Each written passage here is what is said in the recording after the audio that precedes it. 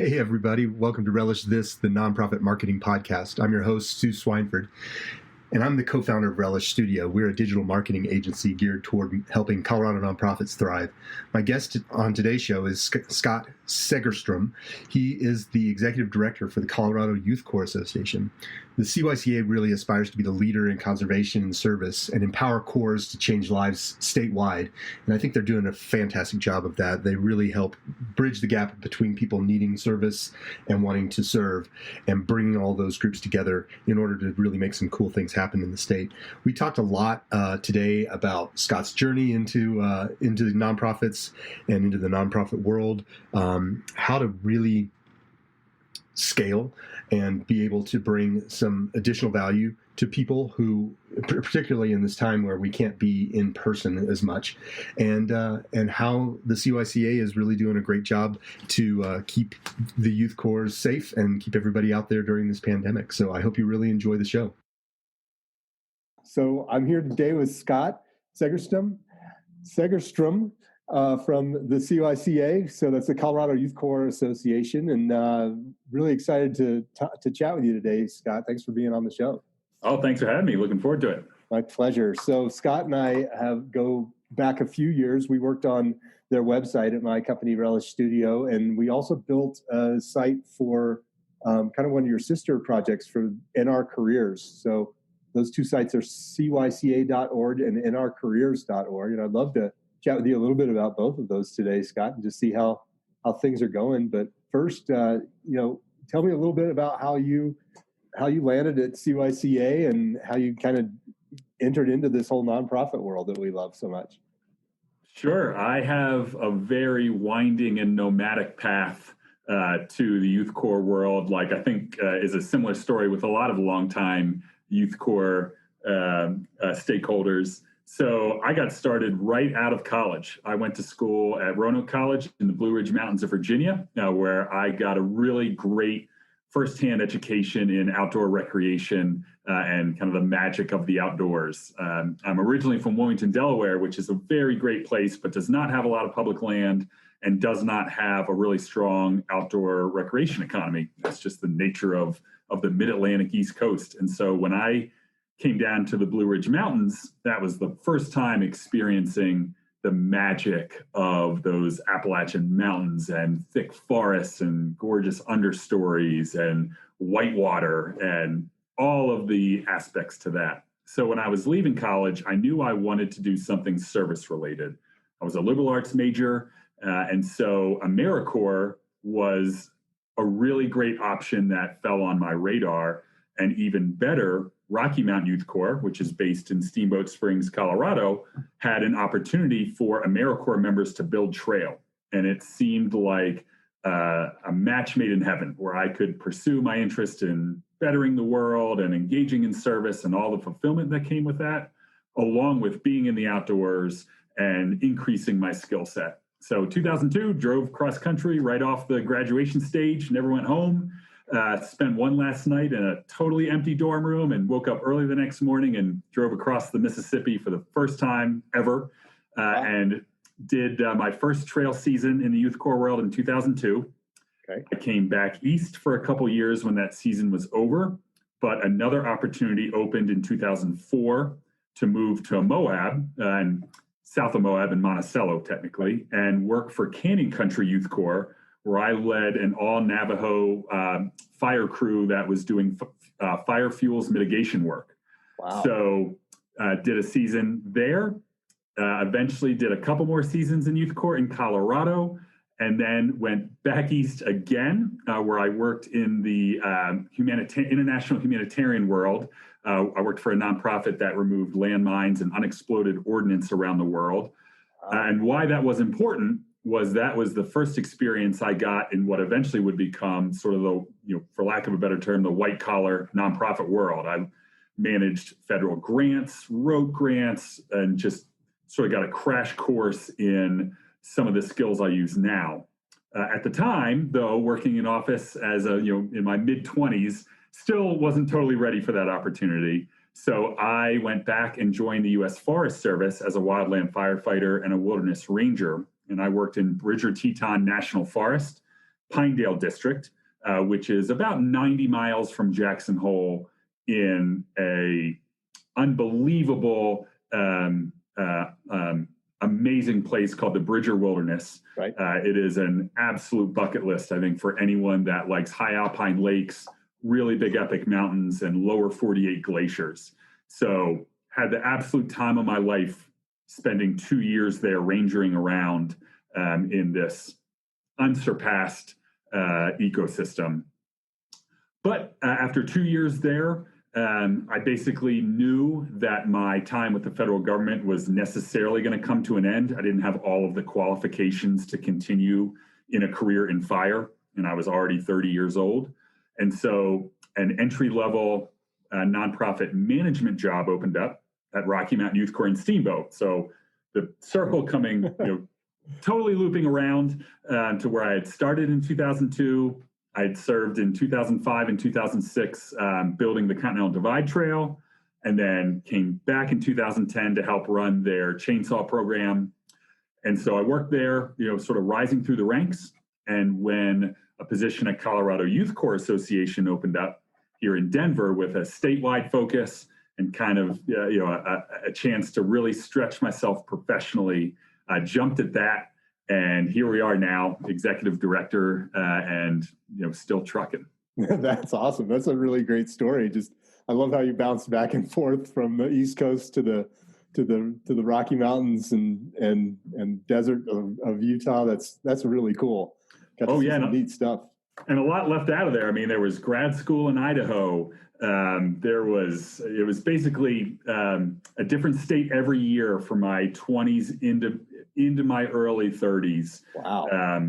On the road, really, didn't even sign a lease anywhere until I was 30 years old for the most part, in terms of settling down and that sort of experience I wouldn't trade, for anything. It gives me really important context to what I do. Yeah, for sure. How does that sit to be in an office situation now? When you were so on the go, and I'm assuming, sleeping rough a lot of the time. And I have a few friends who are firefighters. I know that can be pretty adventurous. Yeah, I mean, there was a time where more years than not in my 20s, I was 200 nights under the stars, both for work and play. It was more common for me to be sleeping outside than it was inside back then. Right. There are people that have a very different story than mine, I'm sure. But for most of us, you really do eventually come to this hard truth that in terms of career advancement, in terms of broadening the impact you're making, that you sort of have to wrap your arms around the transition out of the field is coming for you, right? I think we would all love to transition to work for National Geographic, or we would love to have the right circumstances in life to stay in the field at that salary, at that area. But for the most part, Stu, for sure, that's something that takes a while to finally accept as reality. Right. And so the best advice I would give to anyone facing that, and a lot of youth corps members ultimately do face that, is you need to find ways to make the best of that, right? So the way that I see it is I have irreplaceable field experience that helps me both still connect with youth and young adults that are back where I was, gosh dang, almost 20 years ago now, right. And also is a really irreplaceable lens when you're doing project development, when you're speaking to land managers. You're bringing a real world firsthand ground truth knowledge that lets you earn trust more quickly, earn credibility more quickly. You can be more efficient. You can find sort of a common vision more quickly. So there are definitely advantages to it. My wife still gives me grief because I still long for the days of mattress on the floor of a random bedroom.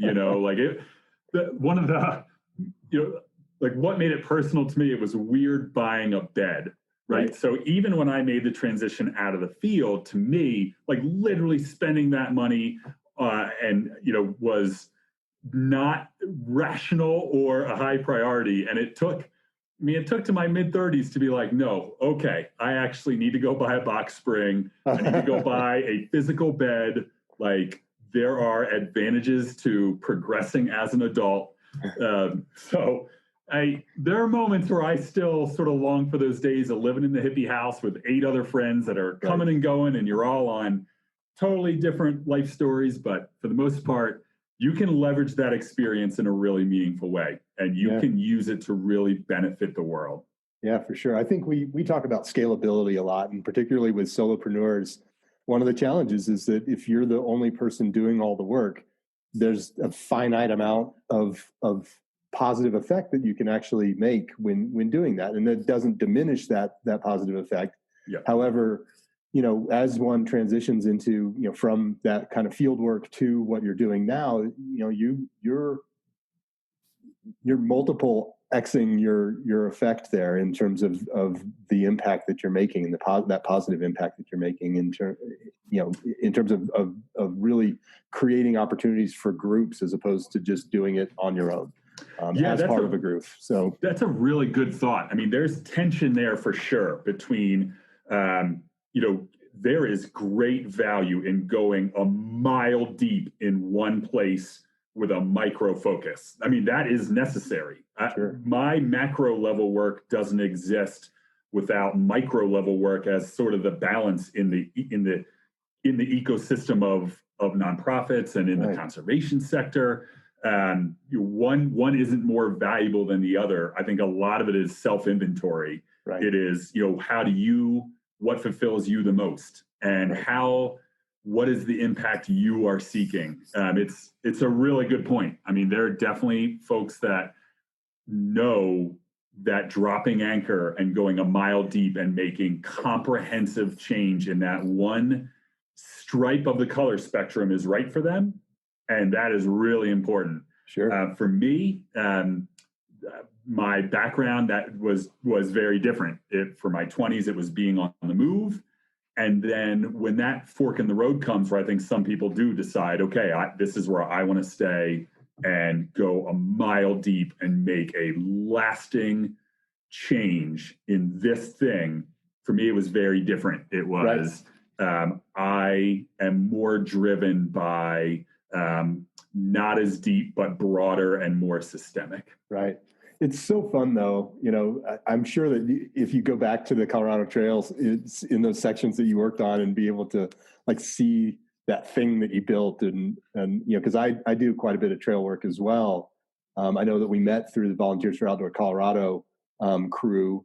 They made the introduction to you, to me, I think. And and so I've done some work with them, and it's really so satisfying to be able to go back to those places that you've touched, and so it's cool that you have kind of both ends of that spectrum in terms of that impact.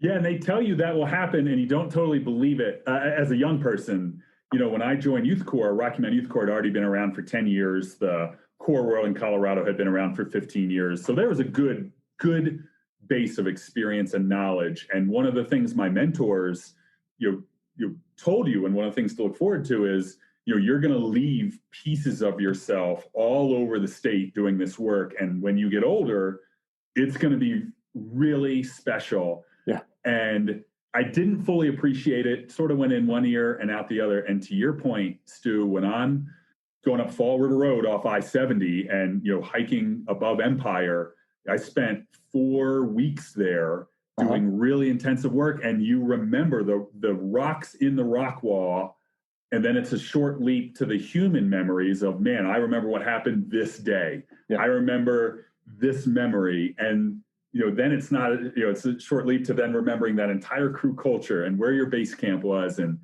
it really is true when you work with your hands, and when you work outside, and when you work on on trail. You sort of leave these little memory drops all around the state that both will come back to, and you'll find yourself seeking out, right? Yeah. That you'll go back those trails. It is actually one of the more special parts, I think, of my core experience is I have these very positive triggers all around, particularly Northwest Colorado, that are sort of these mileposts in my story. And either when I read about the trail or even better when I'm on them, man, yeah, these forgotten memories of being 22 years old on a random day in July come flooding back crystal clear, and you relive sort of this other part of your life. Yeah, that's super cool. So tell us a little bit more about the CYCA and what your guys' mission is, and how you're creating these opportunities for young people across the state here in Colorado. Absolutely. I will boldly say that Colorado has the most vibrant youth corps and conservation service corps culture in the country. We really thrive and stand out in a sector that is doing really well.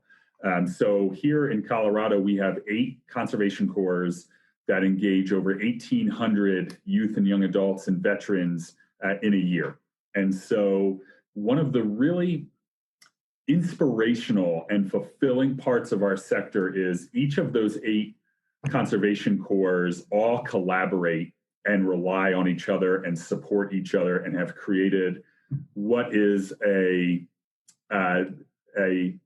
impactful partnership model. And so at the state association, our job is, how do we foster that?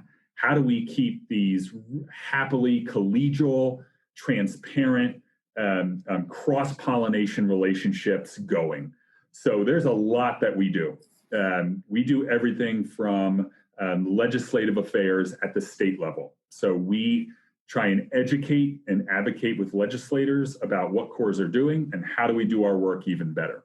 And the nice part about that work is no one is against putting young people to work. No one is against creating communities more safer from fire. That's actually enjoyable work for me, because it's nothing like dramatized TV shows, right?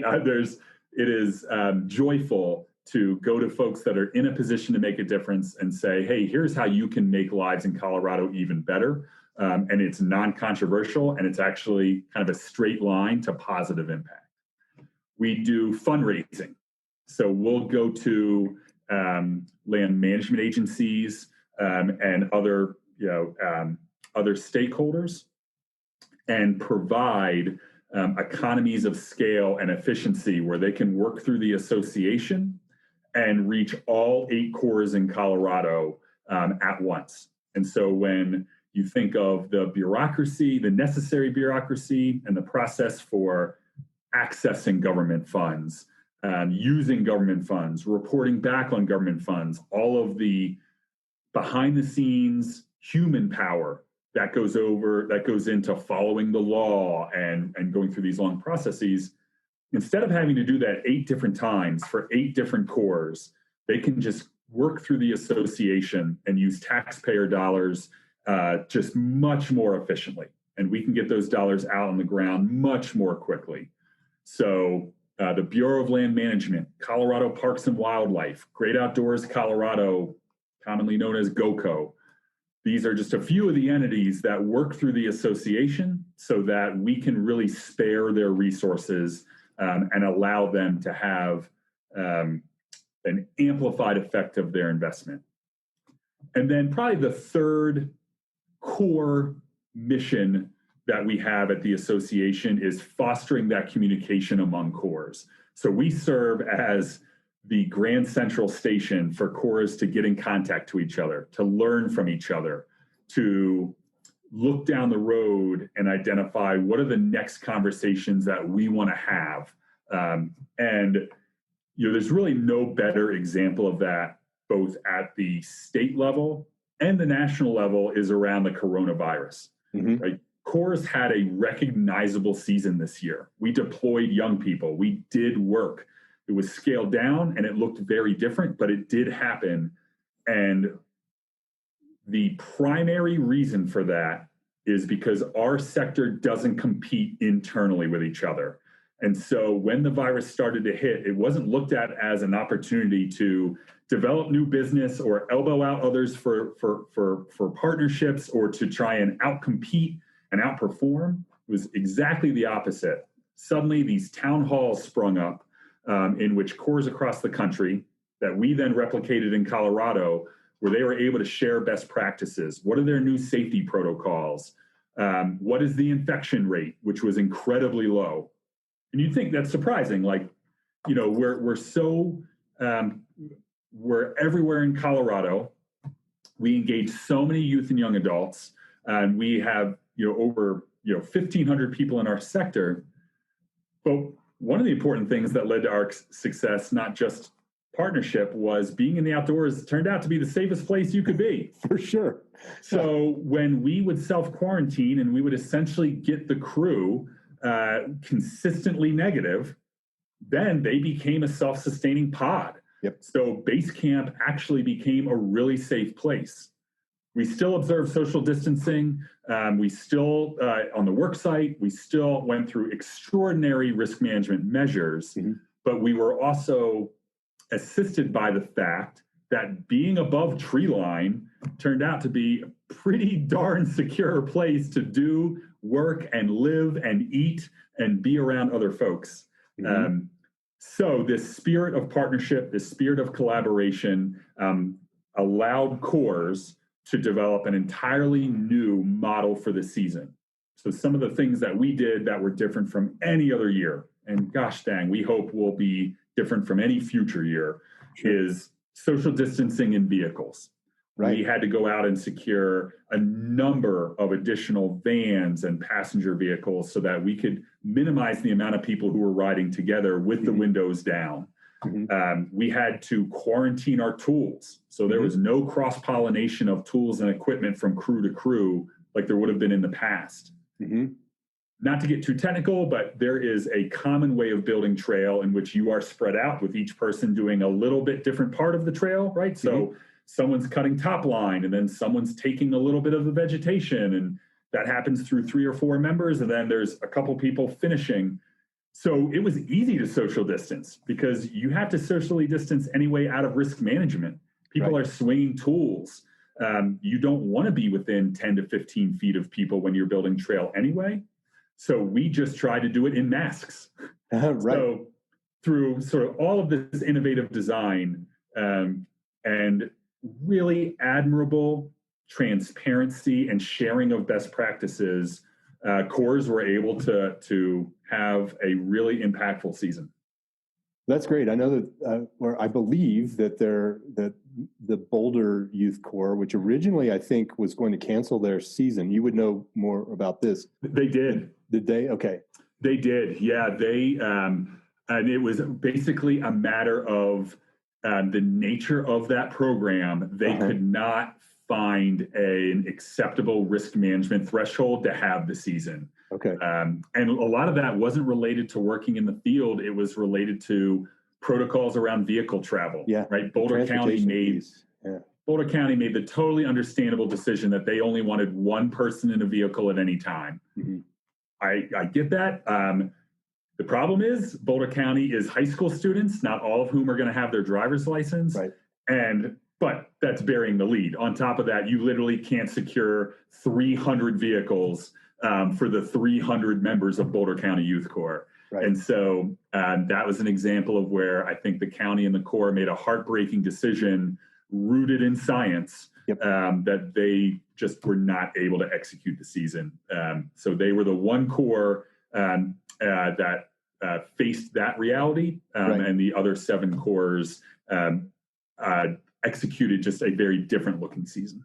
Yeah, I think the transportation piece becomes a real challenge, and I really like the idea of podding, in that if you can get everyone negative and keep everybody, a lot of these places, like you said, you'll go out and you'll be at base camp for a month or longer maybe, and so it becomes pretty easy to just pod that out where it's like, okay, well, we're isolated, so it's pretty safe. And only a couple Corps do the 24/7 model, but even among the day model Corps, being out on public land is one of the safest environments to be at. When you're at Bar Lake State Park, or you're out on BLM land, or Arapahoe Roosevelt National Forest, when you have the right protocols in place, when you're socially distanced, when you're wearing a mask, being out in that open air environment with essentially perpetual circulation amongst your crew members that are testing negative, it is a risk management threshold that you can and we're able to reach. That's awesome. So tell me about a little bit more. I mean, it sounds like you guys are doing three kind of main areas of influence. What are the biggest challenges that you experience on a either daily or quarterly or yearly basis in reaching the goals that you're trying to reach? And obviously this year's been different, but what are some of the challenges even this year? Yeah, this year definitely presented a unique set of circumstances. The first of which is financial shortfalls, right? We had longtime partners that faced monumental financial challenges and pressures on them where they didn't have all of the financial resources that they had in other years to hire and deploy a crew.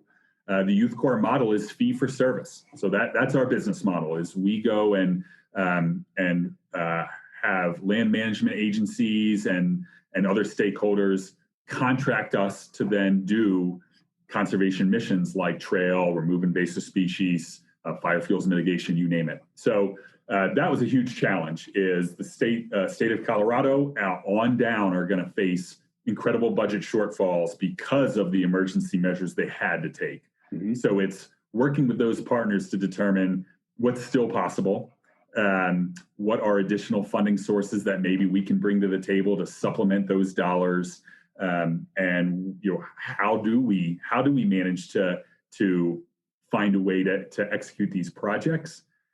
Because the flip side is due to the safer at home orders and due to the science emerging that being in the outdoors is one of the safer elements. Along with the mental wellness that was really critical as we sort of worked through what it was like to be in isolation or what was it like to have to self-quarantine.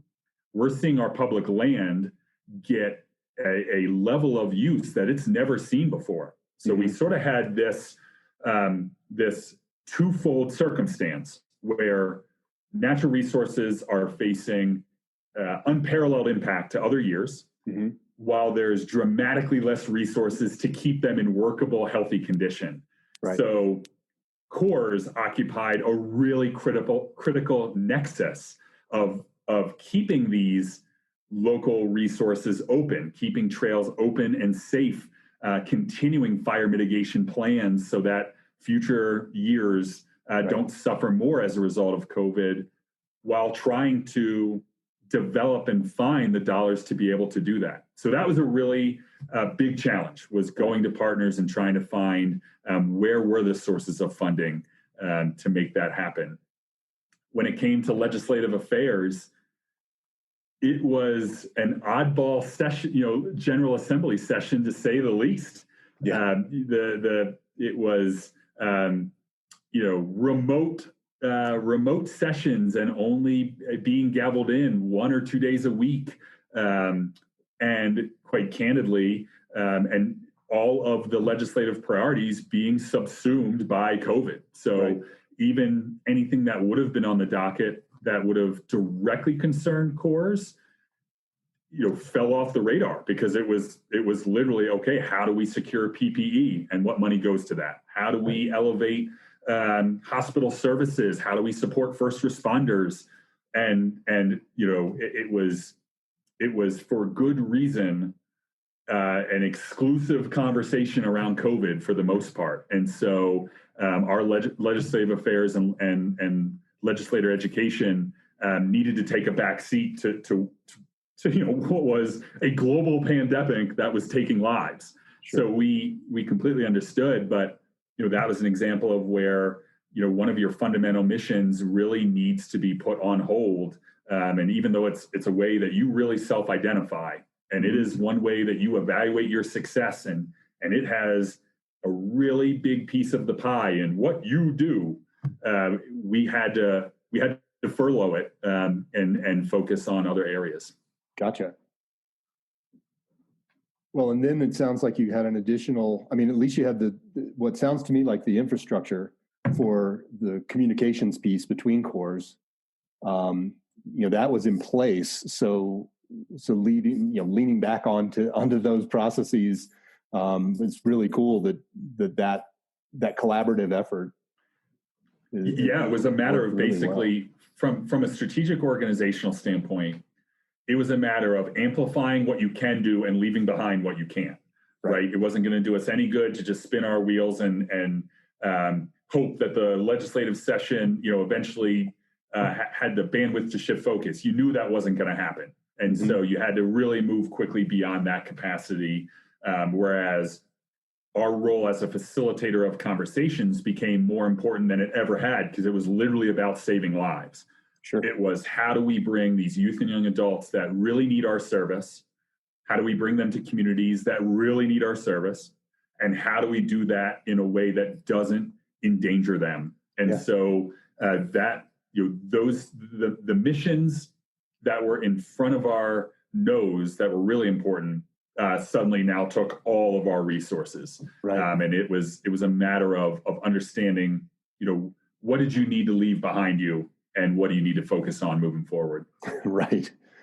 Have you guys changed your, it sounded to me when you were describing where the CYCA sits, that you guys sit kind of in the middle and distribute information, both kind of taking one opportunity and distributing that out to the cores. So coming from I need help with this, but I don't want to talk to all 8 cores. Talk to you. You guys get that message out. And then similarly, a single core might come to you and say, I need to get in touch with all of these legislators or all of these agencies.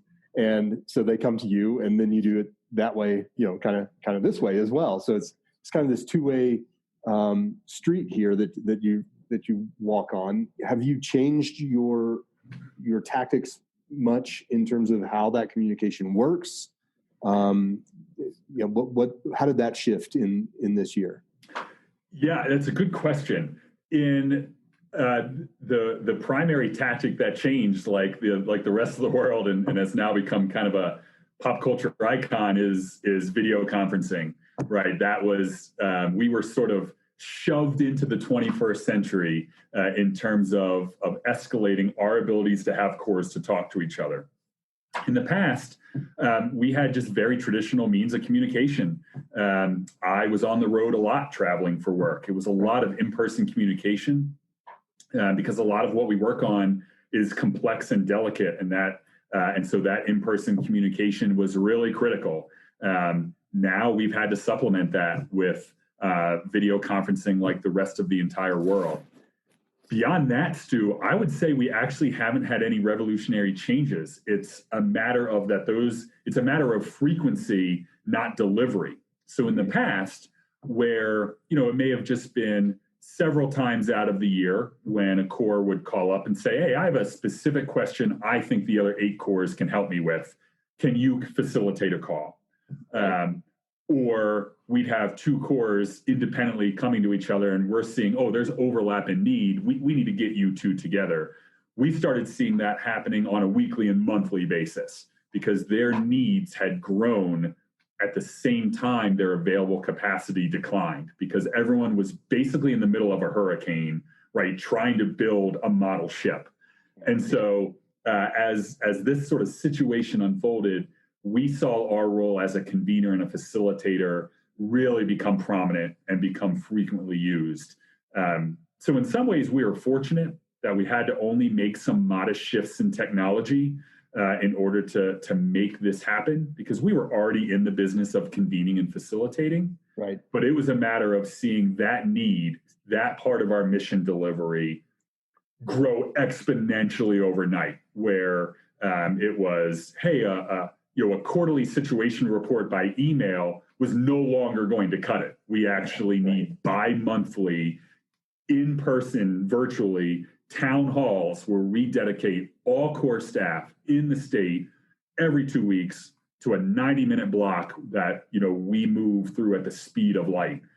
These are synergies that were unthinkable a year ago, but became commonplace for us.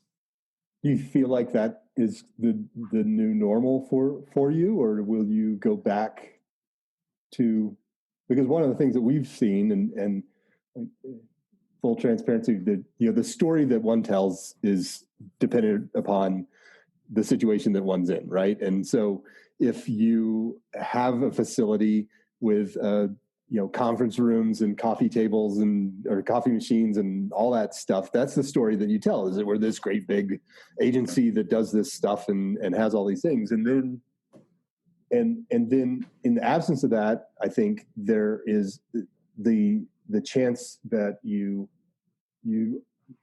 think that through all the time and are very concerned about, well, I don't have that, so does that mean that people will look at me a certain way? And in this pandemic, so in the advertising and marketing space, that's always been this back and forth that we've struggled with, where it's like, oh, we need to have an office space to be validated. And now that people for the last 6+ months have gotten used to the fact that no one has that stuff anymore, and it's like, well, maybe we don't need that anymore.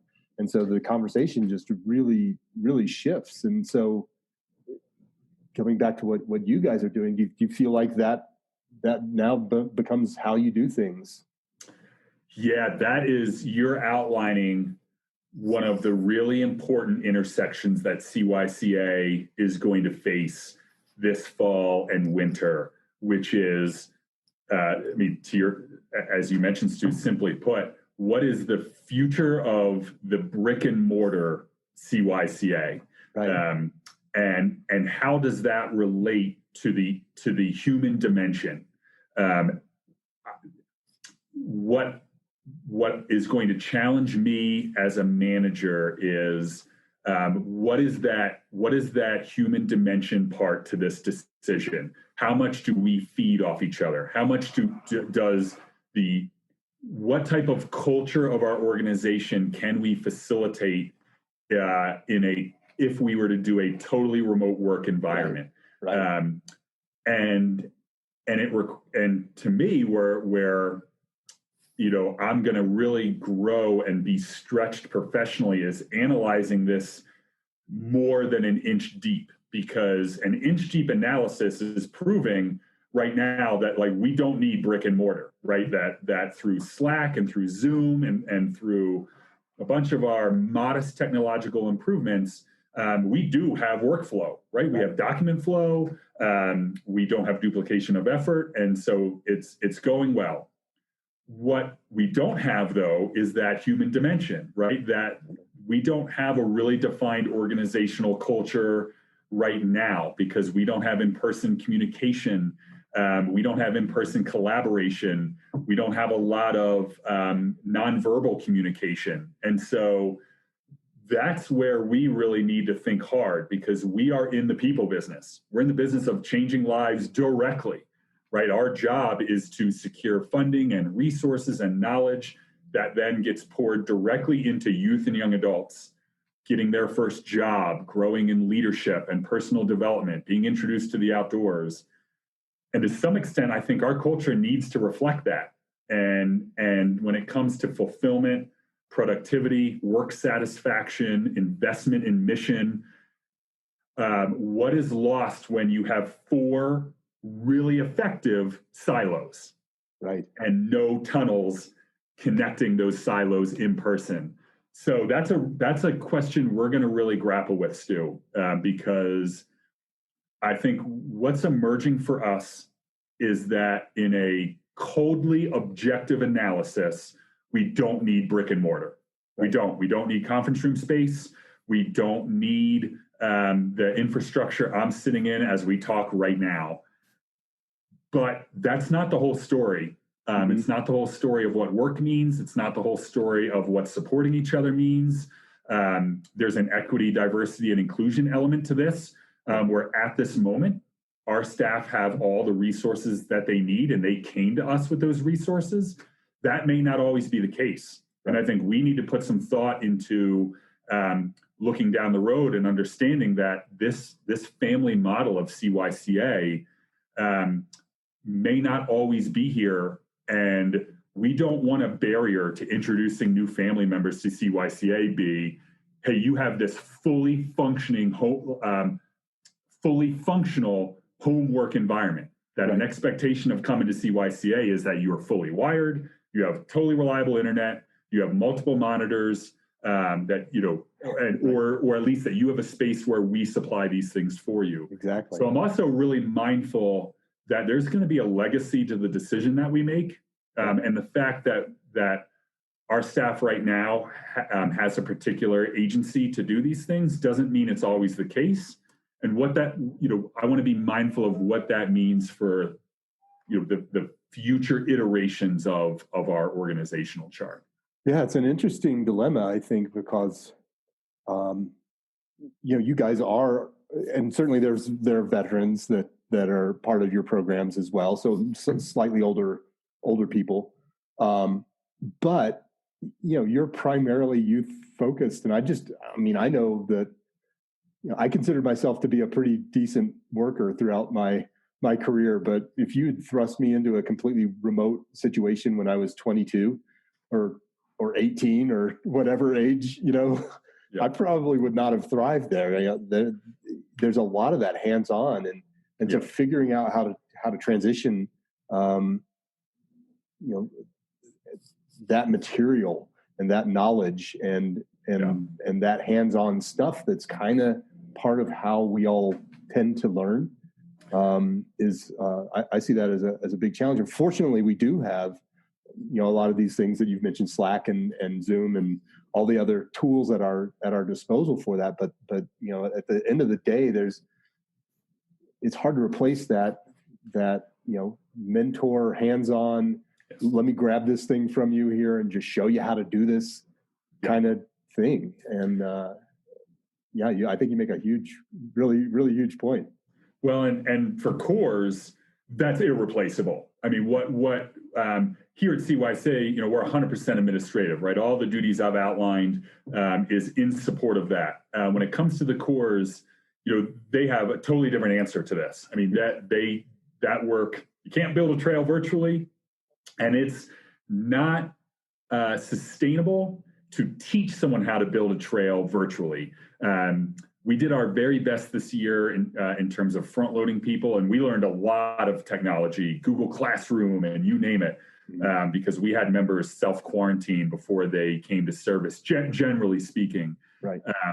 And so brick and mortar there will last forever. And in fact, one of the main deliveries of cores is that interpersonal interaction. It always has been, predates the internet, and cores predate the internet, but it's never more important now, right? We're in non-COVID-19 times. Right. The proliferation of technology and the siloing of your experience as a human, the digital town halls of Twitter and Facebook and all of that, which have their place. We really saw ourselves as a contrast to that, where it was come work intensely and intimately with 9 of your peers and make lifelong friends. Right. Have a full season of really wonderful personal interaction where your communication skills grow, your empathy skills grow, your leadership skills grow. The proliferation of technology and the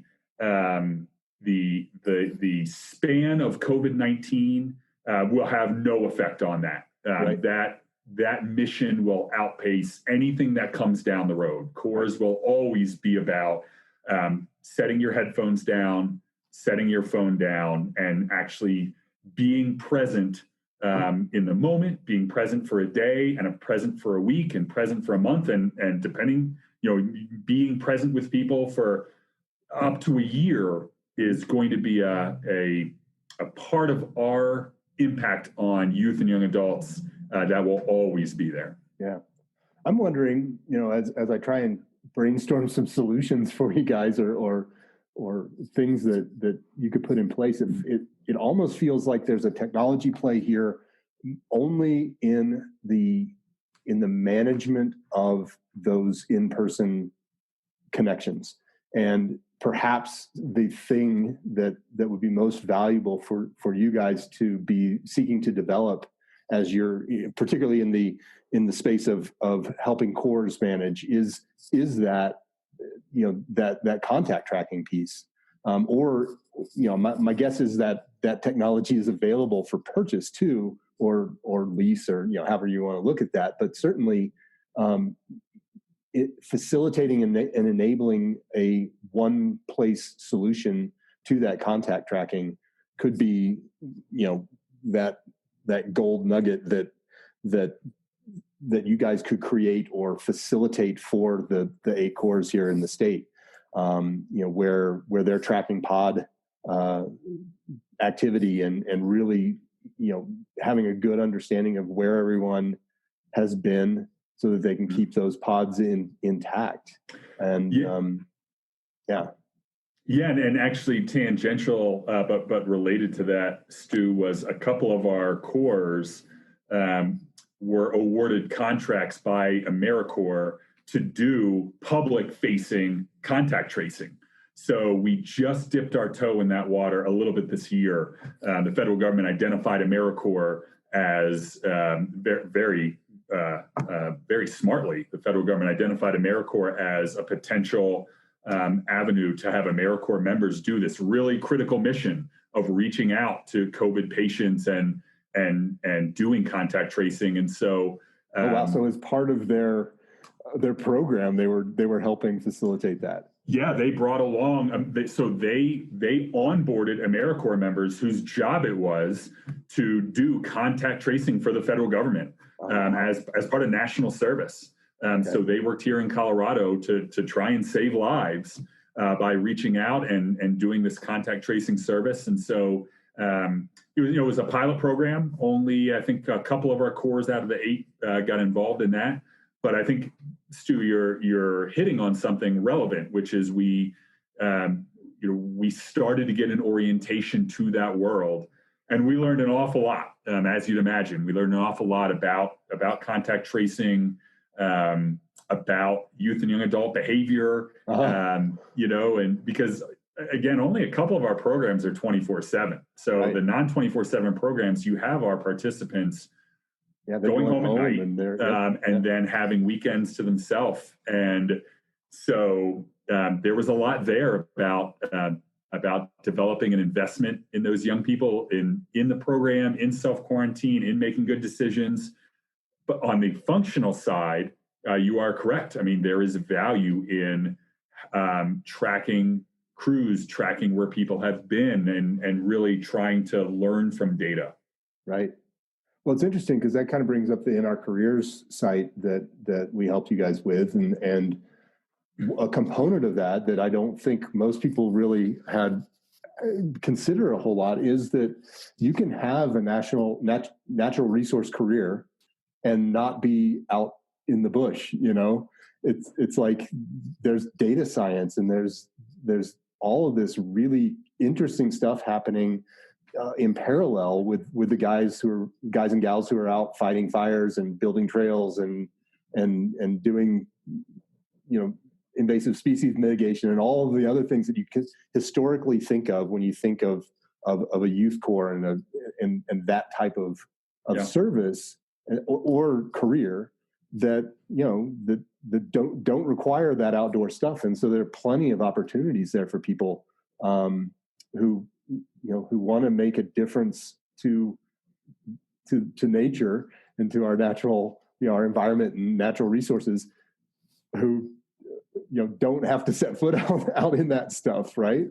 Absolutely. I mean, the phrase that we use is you don't have to work in the outdoors to work for the outdoors. Yeah. And it's 100% right. I mean, one of the things that nrcareers.org is aimed at is illuminating all of these really critical, fulfilling, irreplaceable jobs that are in the pipeline to conserving natural resources. Mm-hmm. In reality, when you pull the lens up, the ground-based work is what's most easily recognizable, mm-hmm. but is just one small cog in a really fascinating wheel where people who have skills in external communication can be public information officers on a fire.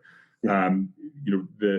The natural resource world really does have a need for people who know finance well, who want to become grant managers, you have the ability to carve out a natural resource career while putting your fingerprints on millions of dollars that are doing amazing things in the conservation sector, but still able to live downtown and have sort of the best of both worlds, where, you know, if the urban life and all of the culture that comes with that appeals to you, but you also have a passion for natural resources, and that's part of your life as well, there are a number of marriages to be had. And so, yeah, our goal is to try and illuminate those, so that we erode the misperceptions of what these entry points are. Right. Have you guys done? I know that was the part of the goal of that project was to tee up the hub for that information distribution. Has that seen as many problems or the same problems, or you know, how are you getting that message out to people? I know originally the idea was to hook people in early, so you know, really start to have these conversations in you know, even grade school, perhaps, in terms of these are careers that you can have, and you know, so you're a gamer, and you know, there are careers where you don't have to go waddle around in the mud to be part of this great program. How is that working to get that message out? Yeah, absolutely. You're hitting on probably the most crucial part to building the next generation of natural resource professionals that reflects the face of America, and that is getting people aware, getting young people aware at a young age. Mm-hmm.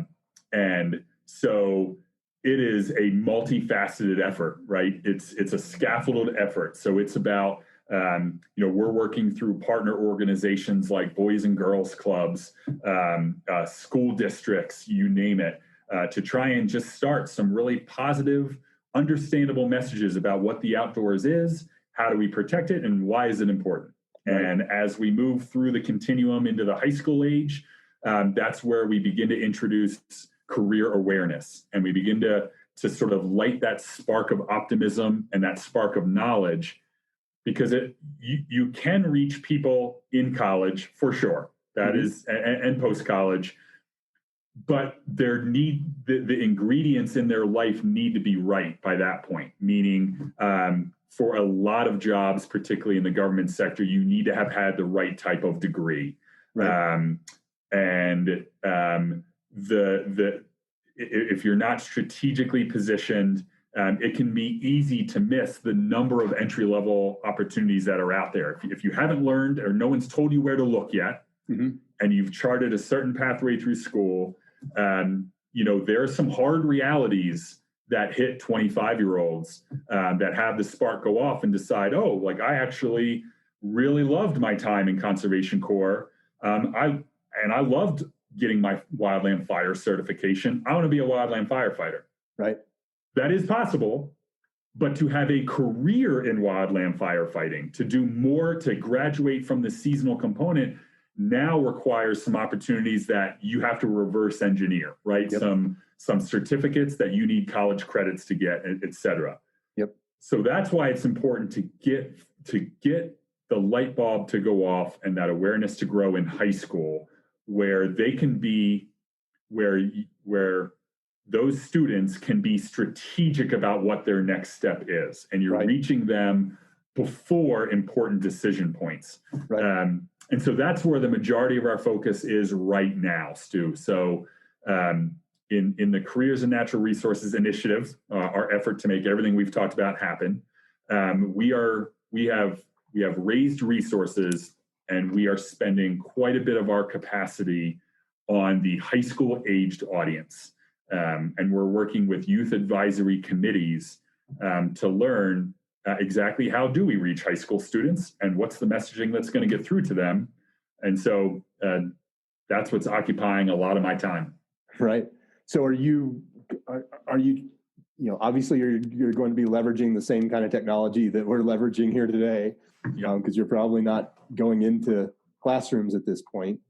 what have you guys developed a plan for that? Or is it just trying to get out in front?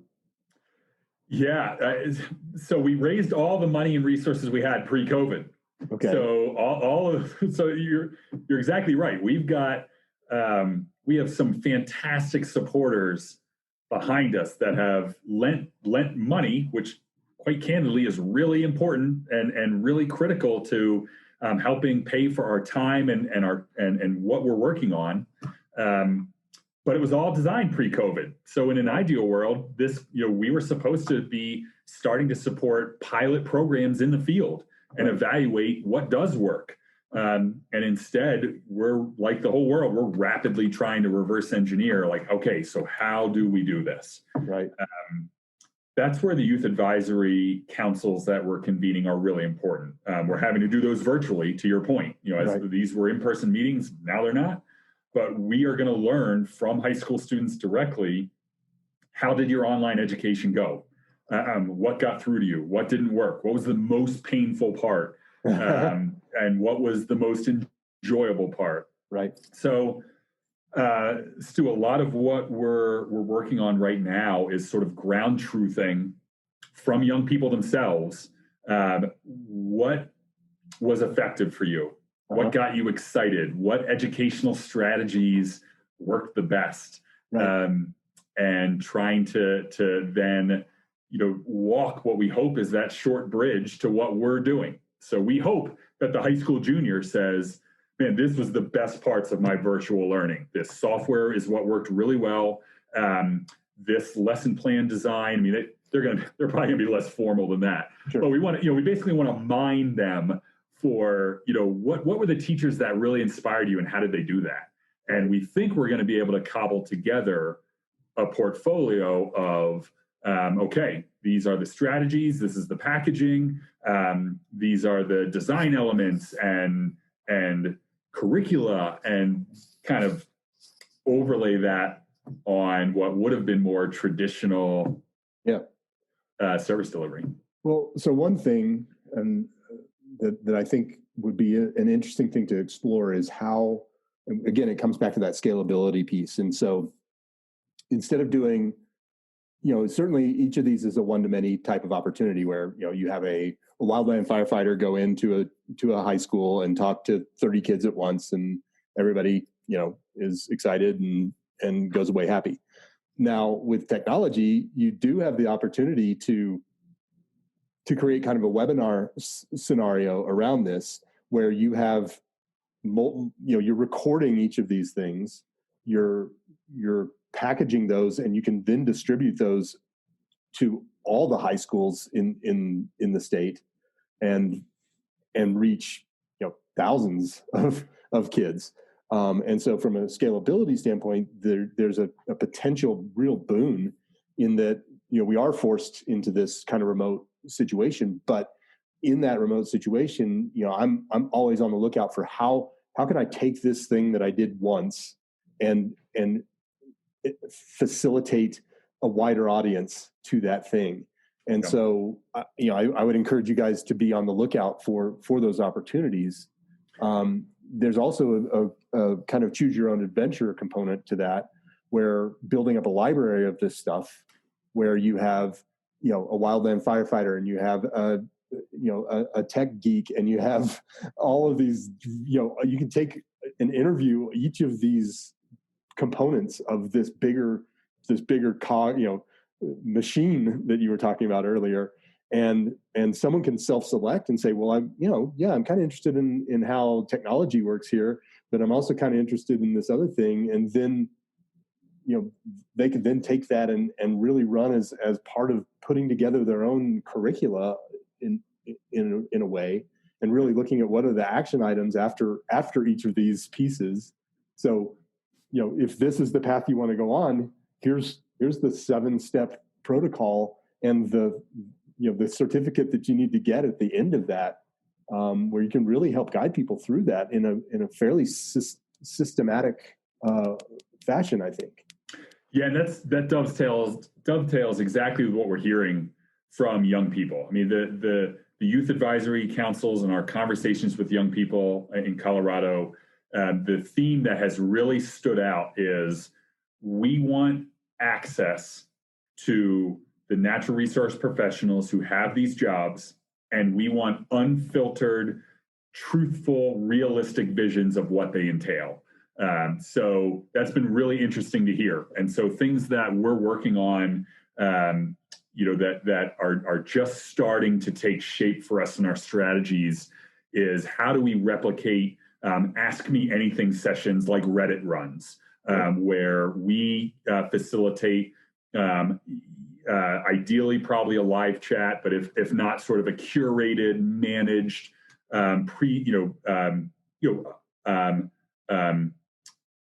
pre-submitted but true to form, unvarnished questions from students to a natural resource professional. Another tool that we've heard that high school students are really interested in is a high school student produced and filmed video series where it's basically a day in a life of a natural resource professional, but again, gives a brutally truthful view of like that. This is what this job entails. These are the challenges. This is the day-to-day life. These are the outcomes. So I think thematically what you're touching on, Stu, is really what we're hearing is basically, even pre-COVID, it was how can we use technology to gain direct access to knowledge about this. Yeah. And I think that the AMA would work great, and that's evergreen as well. It becomes content. Right. So exactly. Even though it's a one-time kind of thing, you now answered 30 very specific questions, and I think if you can coach people up on being vulnerable and being honest and open and saying, 40% of what I do kind of sucks, but the other 60% is so awesome that, the paperwork that I have to do after the fact, that's not my favorite part of the job. It is part of the job, but, it facilitates or it enables me to do this other 60% that I just adore. And Exactly. Yeah, we spot on. I mean, what we hear from young people is they want access to this knowledge, and where we think the real advantage for us on top of that is we have the ability now to potentially create an entire catalog because those things do live on. Yeah. So that is the future of this effort. It is the near future of our efforts in engaging high school students. We are closing in on some action items that we hope to announce soon that involve some projects on what might this technology be, how might we go about making some of these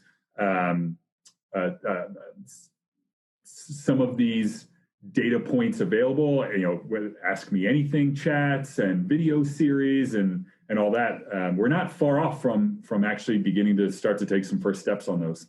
Well, that's really cool to hear. I'm excited for you guys. I think that's great. Well, that was a fun hour. That flew by. It was really cool to talk with you. I don't know how much gold I added to our conversation or what your takeaways might be, but it was really fun and informative. And I think that you touched on a lot of things that a lot of people in the nonprofit world are struggling with and challenged with.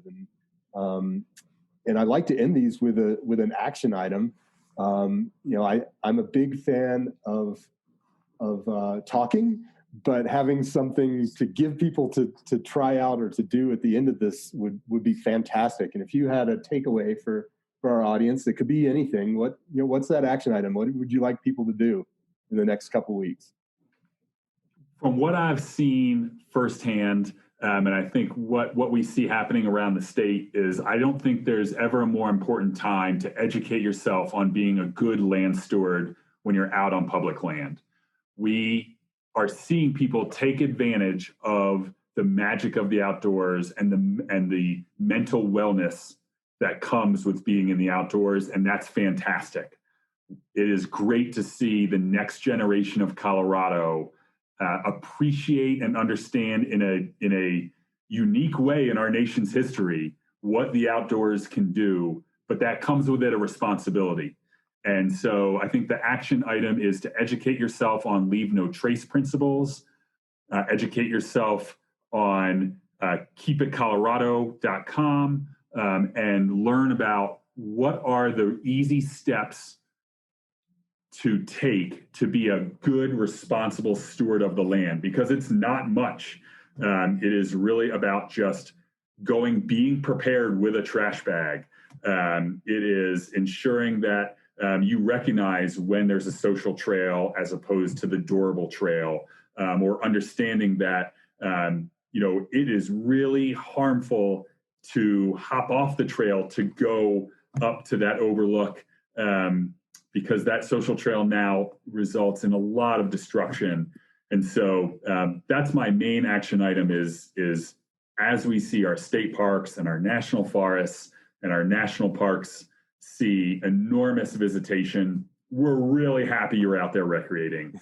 We just ask to please take some really basic fundamental knowledge in your backpack with you, so that everything remains sustainable, because the resources aren't there as much as other years to keep them in pristine condition. Well, I love that. And I will add a link to Leave No Trace. Is it a credo? I'm not sure exactly what they call that, but their rules of the trail. I'm going to add that to the show notes. And I really, really do appreciate all the time you took today to chat with me about CYCA and in our careers. And we'll add those to the show notes as well. And Scott, it was super, super fun talking with you. And thanks so much for joining me on the show today. Oh, thanks so much for what you do, Stu. Appreciate it. We'll see you in the outdoors. All right, man. I'll talk to you later. Sounds good. All right, there you have it. Another episode of Relish This, the nonprofit marketing podcast. If you want to continue the conversation and see how we can unearth some gold for your organization, head over to relishstudio.com/podcast to sign up to be a guest on the show. That's it for this week. Thanks for listening. We'll be back soon with another episode of Relish This.